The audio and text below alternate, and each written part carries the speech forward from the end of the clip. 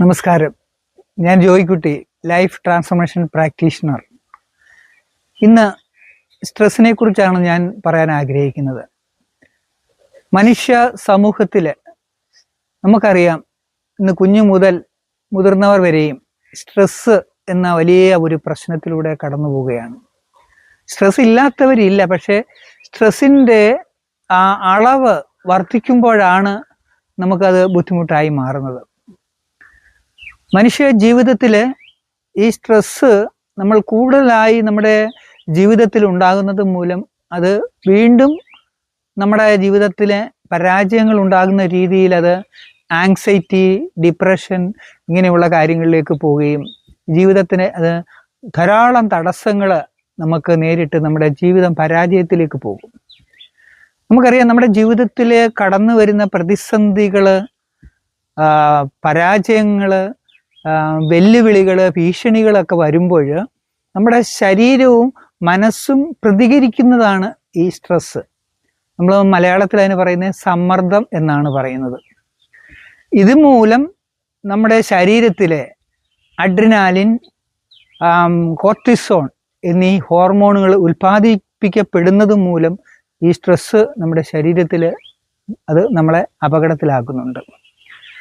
നമ്മുടെ ബ്രെയിൻ ആണ് ഇതിന് പ്രധാനപ്പെട്ട കാര്യം. ഈ ബ്രെയിൻ സിസ്റ്റമാണ് ഇതിന് പ്രവർത്തിക്കുന്നത്. അതായത് ബ്രെയിനിലുള്ള ഹൈപ്പർ തലാമസ് ആണ് ഇതിനെ ആ ഒരു സ്ട്രെസ്സിലേക്ക് നമ്മളെ കൊണ്ടുപോകുന്നത്. അതായത് ഒരു ഭീഷണി കടന്നു വരുമ്പോൾ ഈ ഹൈപ്പർ തലാമസ് ആണ് നമ്മളെ കൂടുതൽ ഇതിനെ പ്രതിരോധിക്കാനായിട്ട് വരുമ്പോൾ നമ്മുടെ ശരീരത്തിന് നമ്മുടെ നെഞ്ചിടിപ്പ് കൂടുന്നു, നമ്മുടെ രക്തസമ്മർദ്ദം വർദ്ധിക്കുന്നു, നമുക്ക് എന്തെന്നില്ലാത്ത ചില മാറ്റങ്ങൾ നമുക്ക് അനുഭവപ്പെടും. അപ്പോൾ ഈ സ്ട്രെസ്സ് ഉണ്ടാകാനുള്ള കാരണങ്ങൾ നമുക്കറിയാം. ഇന്ന് ധാരാളം കാരണങ്ങൾ നമുക്ക് നമ്മുടെ ജീവിതത്തിലുണ്ട്.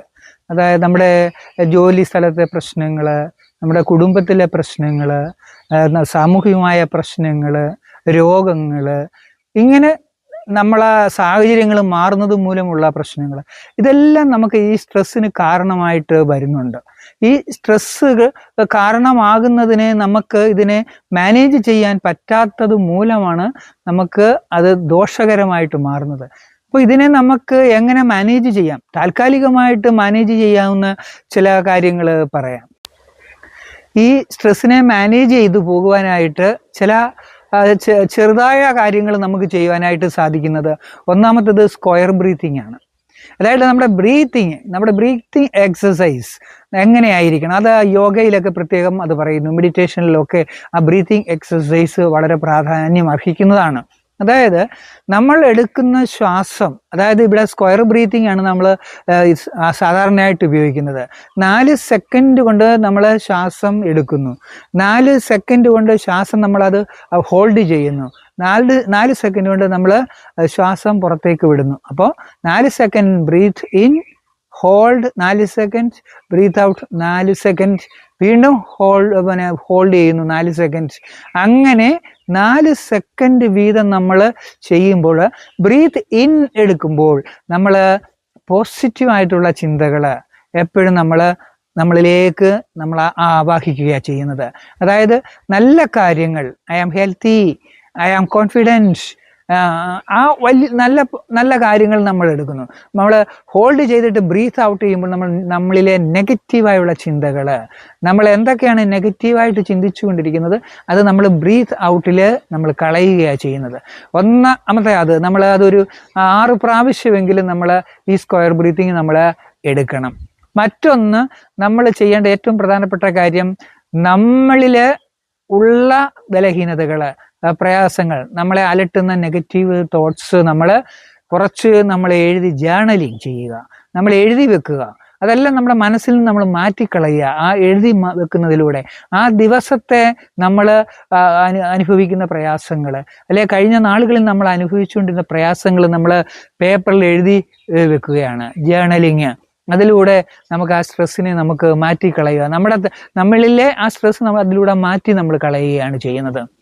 മറ്റൊരു ടെക്നിക്ക് എന്ന് പറയുന്നത്, നമ്മൾ ചുറ്റുമുള്ള, അതായത് ഒരു 4 നമ്മൾ കാണുന്ന കാര്യങ്ങൾ, അതായത് ഞാനിപ്പോൾ എന്തൊക്കെയാണ് കാണുന്നത്, അതായത് ഒരു മരം, ആ മരത്തിൽ ഒരു പക്ഷി ഇരുന്ന് നല്ല രീതിയിൽ ശബ്ദിക്കുന്നു, അത് ഞാൻ കാണുകയാണ് ചെയ്യുന്നത്.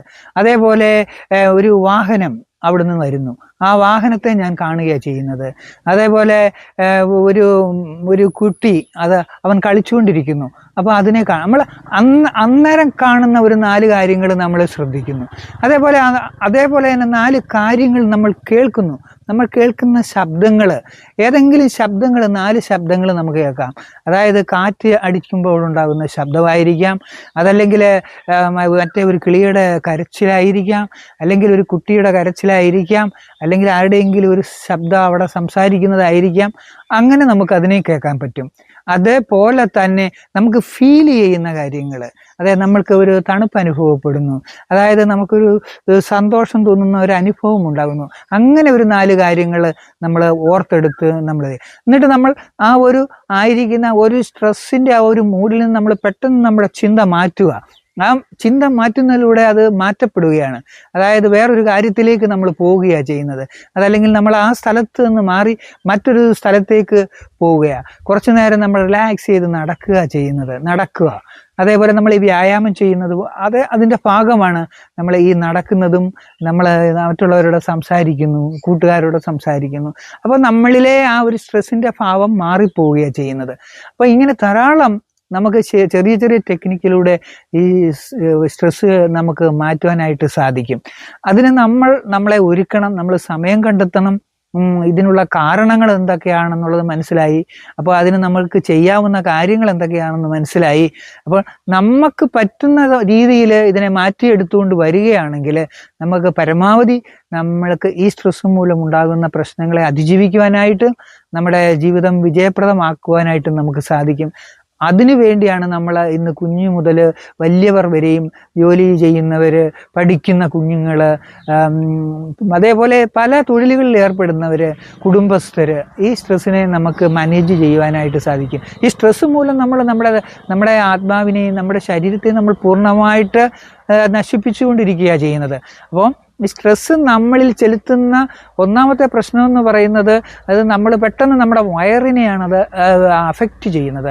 അതുമൂലം നമുക്ക് ഡൈജഷൻ പ്രോബ്ലം ഉണ്ടാകുന്നു, നമുക്ക് ഭക്ഷണത്തോടുള്ള വിശപ്പില്ലാതാകുന്നു, നമുക്ക് വൊമിറ്റിംഗ് ടെൻഡൻസി ഉണ്ടാകുന്നു, നമുക്ക് തലകറക്കം ഉണ്ടാകുന്നു.